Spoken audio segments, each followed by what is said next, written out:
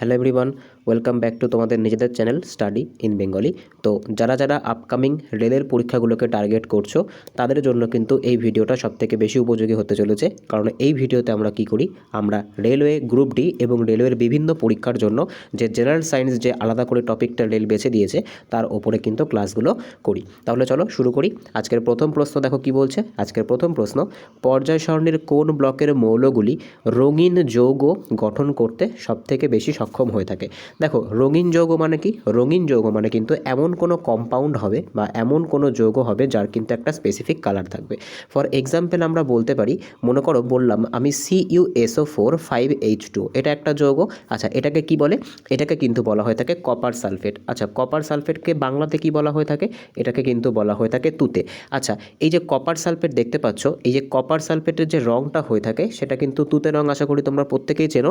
তো যে তুতে রঙটা আছে এটা কিন্তু একটা স্পেশাল রঙের ওপর ভিত্তি করে কিন্তু এই ধরনের যৌগগুলো গঠন হয়। তো পর্যায় সারণীর কোন ব্লকের মৌলগুলো রঙিন যৌগ গঠনে সবথেকে বেশি সক্ষম হয়ে থাকে? তো সঠিক অ্যান্সার কী হবে? সঠিক অ্যান্সার কিন্তু হচ্ছে যে ডি ব্লক থাকে। সেই ডি ব্লকের যে মৌলগুলো থাকে সেগুলো কিন্তু রঙিন যৌগ বা কালারফুল যে কম্পাউন্ড থাকে সেই কালারফুল কম্পাউন্ড তৈরি করতে সবথেকে বেশি উপযোগী হয়ে থাকে।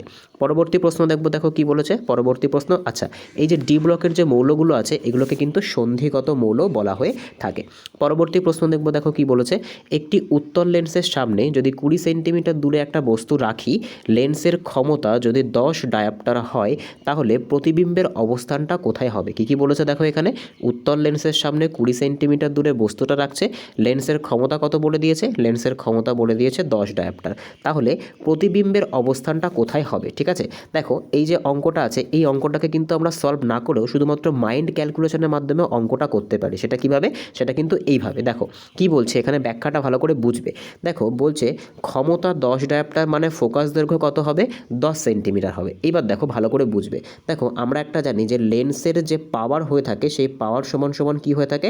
1 বাই কিন্তু ফোকাল লেন্থ হয়ে থাকে। আমাদের কি দিয়ে দিয়েছে? আমাদের কিন্তু তোমার হচ্ছে পাওয়ার দিয়ে দিয়েছে। অর্থাৎ আমাদেরকে কি বের করতে হবে? আমাদেরকে ফোকাস দৈর্ঘ্য বের করতে হবে। তাহলে ফোকাস দৈর্ঘ্য বের করার জন্য কি করতে হবে? 1 বাই পাওয়ার করতে হবে। অর্থাৎ আমাদেরকে কি করতে হবে? দেখো আমাদেরকে কিন্তু এখানে এই যে ডায়াপ্টারটা আছে এই ডায়াপ্টার এককে কিন্তু আমাদেরকে নিয়ে আসতে হবে। অর্থাৎ এটা কত হচ্ছে? এটা কিন্তু হচ্ছে 1/10। আচ্ছা, 1/10 করলে কত হবে? 1/10 করলে আমরা জানি যে 0.1 কী হবে? 0.1 মিটার হবে। ঠিক আছে, যে ফোকাল লেন্থ যেটা আছে সেটা প্রথমে কিসে বেরোবে? সেটা কিন্তু 0.1 মিটার, অর্থাৎ মিটারে বেরোবে। এইবার আমাদেরকে কি করতে হবে? আমরা জানি যে মিটারে থাকলেও এটাকে কিন্তু আমাদের অঙ্কে দেখে আমরা বুঝতে পারছি যে সেন্টিমিটারে কনভার্ট করতে হবে। তাহলে 0.1 মিটারকে যদি আমরা সেন্টিমিটারে কনভার্ট করতে চাই তাহলে কত দিয়ে গুণ করতে হবে? 100 দিয়ে কিন্তু গুণ করতে হবে। তাহলে আলটিমেটলি আমরা কত পাচ্ছি? আলটিমেটলি কিন্তু আমরা পেয়ে যাচ্ছি তোমার হচ্ছে এখানে কত হচ্ছে? 10। ঠিক আছে, তো 10 সেন্টিমিটার কিন্তু আমরা পেয়ে যাচ্ছি। অর্থাৎ এই যে লাইনটা আছে এখান থেকে আমরা বুঝতে পারছি যে ক্ষমতা 10 ডায়োপ্টার যদি হয়ে থাকে তাহলে ফোকাস দৈর্ঘ্য কত হবে? 10 সেন্টিমিটার। এইবার দেখো কি বলছে, বস্তু 20 সেন্টিমিটার অর্থাৎ 2f দূরে থাকায় প্রতিবিম্ব লেন্সের অন্য দিকে 2f অর্থাৎ 20 সেন্টিমিটারই হবে। অর্থাৎ কোনো একটা বস্তু, মনে করো এটা হচ্ছে লেন্স, ঠিক আছে, লেন্সের কিন্তু বিভিন্ন পয়েন্ট থাকে, এফ পয়েন্ট থাকে, 2f পয়েন্ট থাকে, আবার এখানে দেখো f পয়েন্ট আছে, আবার এখানে 2f পয়েন্ট আছে। বলছে যে ফোকাস দৈর্ঘ্য কত হচ্ছে? ফোকাস দৈর্ঘ্য তোমার বলে দিয়েছে এখানে 10 সেন্টিমিটার হচ্ছে। এবার বস্তু 20 সেন্টিমিটার দূরে অর্থাৎ 2f এ অবস্থান করছে। অর্থাৎ বস্তুটা কোথায় অবস্থান করছে? 2f এ অবস্থান করছে। এবার কি বলেছে যে বস্তু 10 সেন্টিমিটার অর্থাৎ 2f দূরত্বে থাকায় প্রতিবিম্ব লেন্সের অন্যদিকে 2f এ অবস্থান করবে। অর্থাৎ বস্তু যদি 2f এ থাকে তাহলে এটা তোমার যে প্রতিবিম্বের অবস্থান সেটাও কোথায় হবে? সেটাও কিন্তু এই 2f এই হবে। অর্থাৎ বস্তুর সমান সমানে কিন্তু প্রতিবিম্বটা হবে, অর্থাৎ 20 সেন্টিমিটার দূরে কিন্তু হবে। এইভাবে কিন্তু শুধুমাত্র এই f2f এই ব্যাপারগুলো তোমরা বুঝে কি করতে পারবে? এই অঙ্কগুলোকে উইদাউট অঙ্ক কিন্তু সলভ করতে পারবে। তোমাদের যদি এই f2f এর ব্যাপারগুলো কোনো রকম প্রয়োজন হয়ে থাকে তোমরা কিন্তু আমাকে অবশ্যই কমেন্টে জানাবে। এর জন্য আমি আলাদা ডেডিকেটেড একটা স্পেসিফিক ভিডিও শুধুমাত্র লেন্সের এই অবস্থান থেকে বানিয়ে দেব। পরবর্তী প্রশ্ন দেখো কি বলেছে যে কোষ বিভাজনের সময় বেম তত্ত্ব বা যেটাকে স্পিন্ডাল ফাইবার বলা হয়ে থাকে থাকে সেটা গঠনে কোন কোষীয় অঙ্গাণু মুখ্য ভূমিকা পালন করে। তো স্পিন্ডেল ফাইবার বা যেটাকে বেম তন্তু বলা হয় সেটা গঠনে সবথেকে বেশি ভূমিকা কোনটা পালন করে থাকে? তো সঠিক অ্যান্সার কিন্তু হচ্ছে যে সেন্ট্রোজোম আছে, সেই সেন্ট্রোজোম কিন্তু সবথেকে বেশি ভূমিকা পালন করে কিসের জন্য? না এই স্পিন্ডেল ফাইবার তৈরি করার জন্য। পরবর্তী প্রশ্ন দেখব কি বলেছে, দেখো আজকে 4 নম্বর প্রশ্ন, নিচের কোন মৌলটির পারমাণবিক ব্যাসার্ধ সবথেকে বড় হয়ে থাকে? ঠিক আছে, তো এর মধ্যে সবথেকে বড় পারমাণবিক ব্যাসার্ধ কার হবে? দেখো এর মধ্যে সবথেকে বড় পারমাণবিক ব্যাসার্ধ কিন্তু হয়ে যাবে সিজিয়ামের। এবার কোশ্চেনটা হচ্ছে কেন, আমরা যদি দেখি তো দেখতে পাবো যে এর মধ্যে যে সিজিয়াম থাকবে তারই কিন্তু যে পারমাণবিক যে সংখ্যা সেটা কিন্তু এই যে বাকি তিনটে আছে সেই বাকি তিনটের থেকে বেশি হবে। সেই কারণের জন্য কী হবে, এটা কিন্তু যে পর্যায় সারণী থাকবে সেই পর্যায় সারণীর নিচের দিকে অবস্থান করবে, অর্থাৎ যে টপ আর যে বটম, ঠিক আছে, টপ আর কি হবে, বটম, এই দিকে কিন্তু অবস্থান করবে। আর আমরা জানি পর্যায় সারণীর যে মানে সাজানোর যে তালিকা সেই অনুযায়ী কী হয়, যত আমরা নিচের দিকে নামবো তত কিন্তু কী হবে, পারমাণবিক যে ব্যাসার্ধ থাকবে সেটা কিন্তু কী হবে, সেটা কিন্তু তোমার হচ্ছে আকারে বড় হয়ে যাবে। তো সঠিক অ্যান্সার কী হবে, সঠিক অ্যান্সার কিন্তু হচ্ছে সিজিয়াম। আচ্ছা, এবার আমরা এই ট্রেনটাকে একটুখানি দেখে নিই। দেখো এটা হচ্ছে টপ, এটাকে কি বলা হয়ে থাকে, বটম। আচ্ছা, এটাকে কি বলে, লেফট, এটাকে কি বলে, রাইট। যদি আমরা পর্যায় সারণীর টপ থেকে বটমে আসি তাহলে আমরা কি দেখতে পারবো, যে পারমাণবিক যে ব্যাসার্ধ থাকবে সেটা কি হবে, পারমাণবিক ব্যাসার্ধটা কিন্তু বড় হয়ে যাবে। আর যদি আমরা লেফট টু রাইটে যাই তাহলে আমরা কি দেখব, যে পারমাণবিক যে ব্যাসার্ধ সেটা কিন্তু আকারে ছোট হয়ে যাবে। তার কারণ যত আমরা নিচের দিকে নামবো তত কি হবে, এই যে পরমাণুগুলো মানে এই যে মৌলগুলো থাকবে তাদের যে পরমাণুগুলো থাকবে তাদের ভেতরে যে ইন্টারমলিকুলার যে ফোর্স সেটা কিন্তু আস্তে আস্তে কম হবে। আর যত ইন্টারমলিকুলার ফোর্স কম হবে তত কিন্তু পরমাণুর আকার বা ব্যাসার্ধ বাড়বে। আর যত এই দিকে যাব তত কি হবে, তত কিন্তু ইন্টারমলিকুলার ফোর্সটা বেড়ে যাবে। সেই কারণের জন্য আকারটা কি হবে, আকারটা কিন্তু ছোট হয়ে যাবে। পরবর্তী প্রশ্ন দেখব কি বলেছে, দেখো আবার একটা অঙ্কের থেকে প্রশ্ন দিয়েছে। একটি 100 ওয়াটের বৈদ্যুতিক বাল্ব প্রতিদিন 10 ঘন্টা করে 10 দিন জ্বললে কত ইউনিট বা ওয়াট কারেন্ট খরচা হবে? তো এর একটা ডাইরেক্ট ফর্মুলা আমরা জানি, যে কি করতে হয়, ওয়াট আওয়ার ইন্টু ডেজ করতে হয়, আর সেটাকে কত দিয়ে ভাগ করতে হয়, সেটাকে কিন্তু 1000 দিয়ে ভাগ করতে হয়। তো বলে দিয়েছে কত, 100 ওয়াট বলে দিয়েছে, আওয়ার কত বলেছে 10, আর এটা হচ্ছে 10, কত দিয়ে ভাগ করতে হবে, এটাকে কিন্তু 1000 দিয়ে ভাগ করতে হবে। তাহলে এই দুটো জিরো দিয়ে এই দুটো জিরো কাটো, এটা দিয়ে এটাকে কাটো, তো আলটিমেটলি আমাদের অ্যান্সার কত হচ্ছে, অ্যান্সার কিন্তু হয়ে যাবে 10 ইউনিট। আমাদের বাড়িতে কিন্তু যে ইলেকট্রিসিটি আসে সেই ইলেকট্রিসিটির যে হিসাব সেটাও কিন্তু এই সূত্রটার মাধ্যমেই করা হয়ে থাকে। পরবর্তী প্রশ্ন দেখব কি বলেছে, দেখো আজকে 6 নম্বর প্রশ্ন, যে শব্দের তীব্রতা পরিমাপের জন্য কোন যন্ত্র ব্যবহার করা হয়ে থাকে? আচ্ছা, শব্দের তীব্রতা মাপার যে একক সেটা কি, সেটা কিন্তু হচ্ছে ডেসিবেল। এইবার এই যে শব্দের তীব্রতা মাপার জন্য কোন যন্ত্র ব্যবহার করা হয়ে থাকে, তো সঠিক অ্যান্সার কিন্তু হয়ে যাবে অডিওমিটার। ওডোমিটার দিয়ে আমরা কি মাপি, এটা কিন্তু আমাদের প্রত্যেকের 2 হুইলার বা 4 হুইলারের যে গাড়ি থাকে সেখানে কিন্তু আমরা দেখতে পাই দূরত্ব মাপার জন্য ব্যবহার করা হয়। হাইগ্রোমিটার দিয়ে কি করি আমরা, হাইগ্রোমিটার দিয়ে কি করি, এটা কিন্তু তোমাদের জন্য একটা হোমওয়ার্ক থাকবে, এটা কিন্তু তোমরা আমাকে কমেন্টে জানাবে, ঠিক আছে। ম্যানোমিটার দিয়ে আমরা কি করি, ম্যানোমিটার দিয়ে কিন্তু তেজস্ক্রিয়তা মাপা হয়ে থাকে। পরবর্তী প্রশ্ন দেখব কি বলেছে, দেখো আজকে 7 নম্বর প্রশ্ন, যে মানুষের শরীরে ইউরিয়া কোথায় উৎপন্ন হয়ে থাকে? দেখো তোমরা যদি প্রিভিয়াস ইয়ারগুলো খেয়াল করো তাহলে দেখবে বায়োলজি কিন্তু রেলের যে সায়েন্সের যে পোর্শনটা আছে সেখানে কিন্তু অনেক বড় একটা ফ্যাক্টর হয়ে থাকে, ঠিক আছে, বায়োলজিটা। তো সেক্ষেত্রে কিন্তু বায়োলজি থেকে অনেক বেশি কোশ্চেন আমাদেরকে পড়তে হবে। তো দেখো কি বলেছে, মানুষের শরীরে ইউরিয়া উৎপন্ন হয় কোন অংশে? তো সঠিক অ্যান্সার কি হবে, সঠিক অ্যান্সার কিন্তু হচ্ছে বৃক্ক বা যে কিডনি থাকবে সেখানে, ইউরিয়া কোথায় উৎপন্ন হয়, ইউরিয়া কিন্তু যে যকৃৎ থাকবে, ঠিক আছে, অর্থাৎ যে লিভার থাকবে সেই লিভারে কিন্তু ইউরিয়া উৎপন্ন হয়ে থাকবে। পরবর্তী প্রশ্ন দেখব কি বলেছে, দেখো নিচের কোন মৌলটিকে মুদ্রাধাতু বলা হয় না? কোশ্চেনটা কিন্তু তোমাদেরকে একদম লাস্ট পর্যন্ত পড়তে হবে, এখানে কিন্তু না বলেছে, ঠিক আছে। দেখো মুদ্রাধাতুকে কি বলা হয়ে থাকে, এগুলোকেই কিন্তু বলা হয়ে থাকে কয়েন্স মেটাল। কি বলা হয়ে থাকে এগুলোকে, এগুলোকে কিন্তু বলা হয়ে থাকে কয়েন্স মেটাল। অর্থাৎ এইগুলো দিয়ে কিন্তু কি বানানো যাবে, এইগুলো দিয়ে কিন্তু কয়েন বানানো যাবে। তো এগুলোকে কি বলা হয়, এগুলোকে কিন্তু কয়েন্স মেটাল বলা হয়ে থাকে। দেখো এই যে কয়েন্স মেটাল থাকে, অর্থাৎ এগুলো দিয়ে আমরা কি বানাই, এগুলো দিয়ে কিন্তু আমরা মুদ্রা বা কয়েন বানাই। তো দেখো এক্ষেত্রে যে তামা আছে, সোনা আছে, রূপা আছে, প্রত্যেকটাই কিন্তু কয়েন মেটাল হিসেবে ব্যবহার করা হয়। কিন্তু এর মধ্যে যে লোহা আছে এটাকে কিন্তু কোনো রকম কয়েন বানানো হয় না, ঠিক আছে, কয়েন বানানোর জন্য ব্যবহার করা হয় না। তাই এটাকে আমরা কি বলবো, এটাকে কিন্তু আমরা কয়েন্স মেটাল বলবো না। পরবর্তী প্রশ্ন দেখব কি বলেছে দেখো, আলোর বিচ্ছুরণ বা বর্ণালী সৃষ্টির কারণ কি। ঠিক আছে, তো প্রতিফলন, প্রতিসরণ, বিভিন্ন বর্ণের আলোর বেগের মধ্যে পার্থক্য, নাকি আলোর সরলরৈখিক গতি। দেখো এই যে বর্ণালী আছে, এই বর্ণালী তৈরির যে মূল কারণ সেটা কি, সেটা কিন্তু হচ্ছে বিভিন্ন বর্ণের আলোর পার্থক্য। মনে করো এটা একটা প্রিজম রেখেছি, এখান থেকে যখন সাদা আলো যায় তখন সেটা কি হয়, তখন কিন্তু এর যে গতিবেগ সেটা কিন্তু এই যে প্রিজমের মধ্যে বিভিন্ন রকম হয়, আর প্রতিফলন হয়ে কিন্তু এরকম সাতটা ভাবে কি করে, সাতটা ভাবে কিন্তু আলাদা আলাদা হয়ে এরা বেরিয়ে যায়। ঠিক আছে, আচ্ছা এগুলোকেই আমরা কি বলি, এগুলোকে কিন্তু আমরা রামধনু বা ভিপজিওর বলে থাকি। এইবার দেখো এখানে কি বলেছে, এখানে কি হয়, এখানে কিন্তু ভায়োলেট থাকে, ইন্ডিগো থাকে, তারপরে ব্লু থাকে, তারপরে গ্রিন থাকে, তারপরে তোমার হচ্ছে হলুদ থাকে, তারপরে কিন্তু অরেঞ্জ থাকে, আর এখানে হচ্ছে লাল থাকে। এইবার এটাকে আমরা কি বলি, এটাকে কিন্তু আমরা বাংলায় রামধনু বা বেনিয়া সহকলা বলে থাকি। এই যে ভিপজিওর আছে, এই ভিপজিওরে সব থেকে বেশি বা ভিপজিওরে যখন ভাঙে বর্ণালীটা, তখন সব থেকে যে আলোটার বেশি তোমার হচ্ছে ডেভিয়েশন হয় বা সব থেকে বেশি যেটা বেঁকে যায় সেটা কোনটা, সেটা কিন্তু হচ্ছে এই ভায়োলেট লাইট। আর সব থেকে কম বাঁকে কোনটা, সব থেকে কম বাঁকে কিন্তু হচ্ছে এই লাল আলো। পরবর্তী প্রশ্ন দেখব কি বলেছে দেখো, আবার একটা অঙ্কের প্রশ্ন দিয়েছে, একটি 5 ওহম রোধের তারকে টেনে দৈর্ঘ্য যদি দ্বিগুণ করা হয় তাহলে নতুন রোধ কি হবে। তো তোমরা প্রত্যেকেই জানো যে দৈর্ঘ্যের সাথে রোধের যে সম্পর্কটা হয়ে থাকে সেটা কেমন হয়ে থাকে, সেটা কিন্তু সরল সমানুপাতিক সম্পর্ক হয়ে থাকে। এবার দেখো এদের মধ্যে কিন্তু আরেকটা স্পেশাল আছে, যেরকম দৈর্ঘ্য যদি 2 গুণ হয়ে যায়, ঠিক আছে, বা আমরা বলতে পারি দৈর্ঘ্য যদি n গুণ হয় তাহলে যে রোধ থাকে সেটা কি হয়ে যায়, সেটা কিন্তু n স্কোয়ার হয়ে যায়। অর্থাৎ দৈর্ঘ্য যদি 2 গুণ হয়ে থাকে তাহলে রোধ কত হবে, 2 স্কোয়ার করলে কত পাবো, 2 স্কোয়ার করলে কিন্তু 4 গুণ হয়ে যাবে। অর্থাৎ যে পুরনো রোধ ছিল তার সাথে কত গুণ করতে হবে, তার সঙ্গে কিন্তু 4 গুণ করতে হবে, অর্থাৎ এটা কি হবে, এটা কিন্তু তোমার হচ্ছে 20 হয়ে যাবে।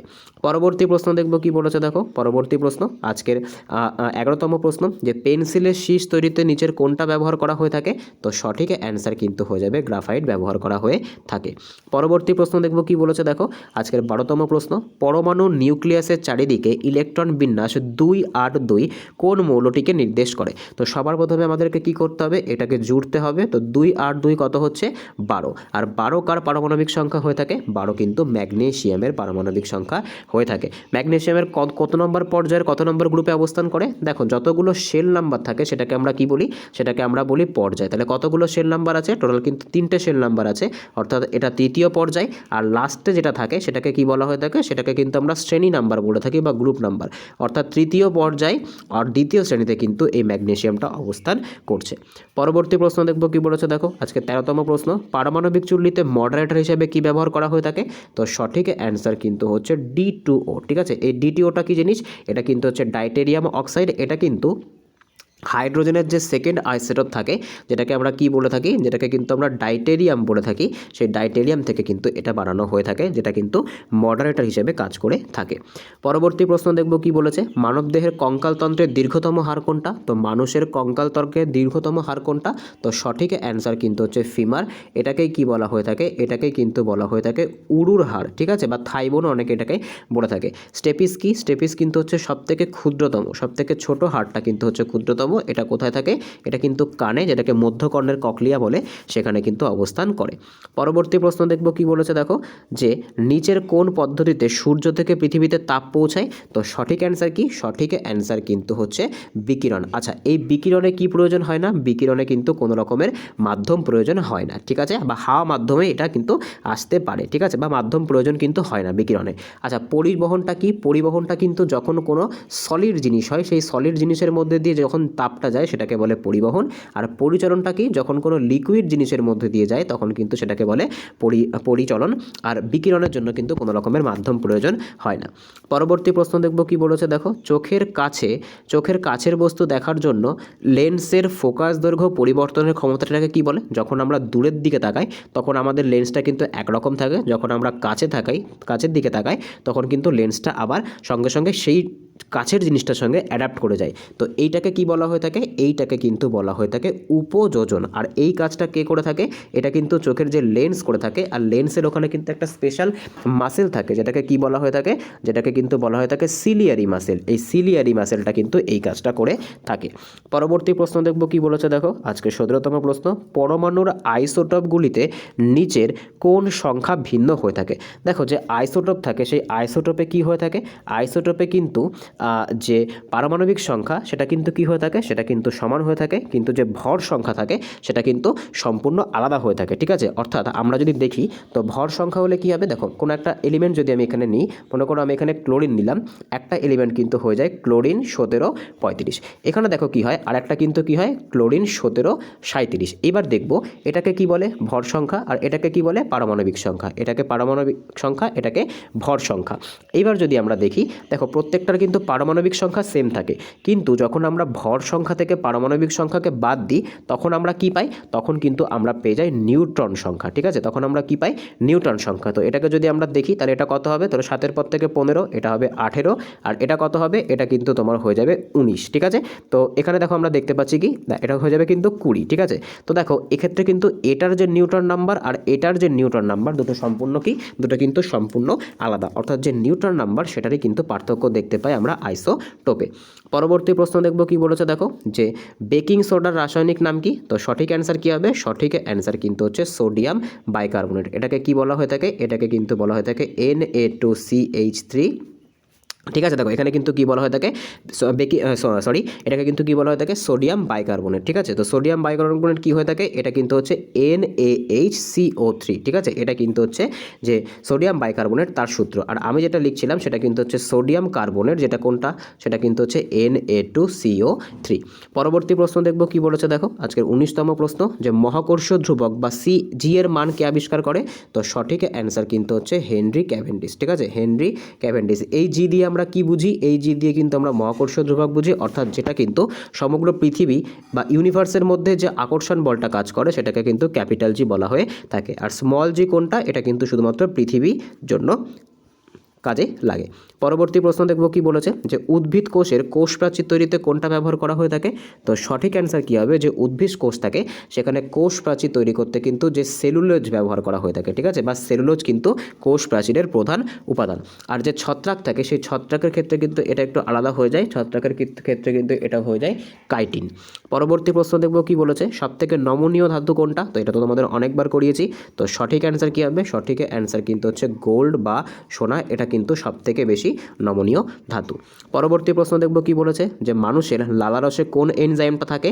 তো সঠিক অ্যান্সার কিন্তু হচ্ছে টায়ালিন। ঠিক আছে, টায়ালিন যেটা থাকে এটা কিন্তু তোমার হচ্ছে আমাদের যে লালারস সেখানেই কিন্তু থাকে। ঠিক আছে, এটাকেই কি বলা হয়ে থাকে, এটাকেই কিন্তু অনেক সময় অ্যামাইলেজও বলা হয়ে থাকে। আর এটার কাজ কি, এটা কিন্তু যে শ্বেতসার থাকে বা যে কার্বোহাইড্রেট থাকে সেই কার্বোহাইড্রেটকে কিন্তু ভাঙতে সাহায্য করে। পরবর্তী প্রশ্ন, আচ্ছা পরবর্তী প্রশ্ন যারাকে আমরা বাদবাকিগুলো দেখে নিই। লাইপেজ কোন জিনিসটাকে ভাঙতে সাহায্য করে, বা ফ্যাট বা লিপিড এটাকে কিন্তু লাইপেজ ভাঙতে সাহায্য করে। পেপসিন কি করে, পেপসিন কিন্তু প্রোটিন থেকে কি করে, প্রোটিন থেকে কিন্তু পেপটাইড তৈরি করে। পরবর্তী প্রশ্ন দেখব কি বলেছে, আজকে 23তম প্রশ্ন, যে জার্মান সিলভার সংকর ধাতুতে নিচের কোন ধাতুর পরিমাণ 0% থাকে, অর্থাৎ যেটা জার্মান সিলভারের মধ্যে থাকেই না। দেখো নামটা জার্মান সিলভার হলেও এখানে কিন্তু কি থাকে, এখানে কিন্তু কপার, জিঙ্ক আর হচ্ছে নিকেল থাকে, কোনো রকম কিন্তু সিলভার থাকে না। ঠিক আছে, তো এখানে কিন্তু দেখো এখানে দেখতে পাচ্ছ যে রূপো, জার্মান সিলভারে কিন্তু কোনো রকম রূপো থাকে না, নামে আছে মানে যে রূপো থাকবে সেরকমটা কিন্তু নয়। পরবর্তী প্রশ্ন দেখব কি বলেছে, দেখো যে উদ্ভিদের কোন হরমোন ফল পাকাতে সাহায্য করে। তো সঠিক অ্যান্সার কিন্তু হচ্ছে যে ইথিলিন হরমোন আছে, সেই ইথিলিন কিন্তু ফল পাকাতে সাহায্য করে। পরবর্তী প্রশ্ন তথা আজকের লাস্ট প্রশ্ন কি বলছে, এসআই পদ্ধতিতে ক্ষমতার একক কি। তো সঠিক অ্যান্সার কি হবে, সঠিক অ্যান্সার কিন্তু হচ্ছে ওয়াট। ওয়াট কিসের একক, ওয়াট কিন্তু হচ্ছে ক্ষমতার একক। জুল কিসের একক, জুল কিন্তু হচ্ছে কার্যের একক। ভোল্ট কিসের একক, ভোল্ট কিন্তু হচ্ছে যে বিভব পার্থক্য থাকে সেই বিভব পার্থক্যের একক। আর অ্যাম্পিয়ার কিন্তু হচ্ছে যে তড়িৎ প্রবাহ মাত্রা থাকে সেই তড়িৎ প্রবাহ মাত্রার একক হচ্ছে অ্যাম্পিয়ার। তো আজকে এই অবধি ছিল। আউট অফ 25 কার কত স্কোর হলো অবশ্যই কিন্তু কমেন্টে জানাবে। তো তোমাদের জন্য কিন্তু স্পেশালি ডেডিকেটেড এই ভিডিওগুলো জেনারেল সায়েন্সের উপরে করানো হচ্ছে। আমাদের 2025 সালে যে পরীক্ষাটা হয়েছিল, যা নোটিফিকেশান 24 এসেছিলো, তার জন্য কিন্তু জেনারেল সায়েন্সের উপরে আমাদের অনেকগুলো ভিডিও করানো হয়েছিল। তো তার যে প্লেলিস্ট সেটাও আমি ডেসক্রিপশনে দিয়ে রাখবো, প্লাস এটার কিন্তু আমাদের আজকে 21 নম্বর ক্লাস চলছে, তো এটারও কিন্তু যে প্লেলিস্ট আছে সেটাও আমি ডেসক্রিপশনে দিয়ে রাখবো। তো দেখা হচ্ছে পরের ভিডিওতে, বাই।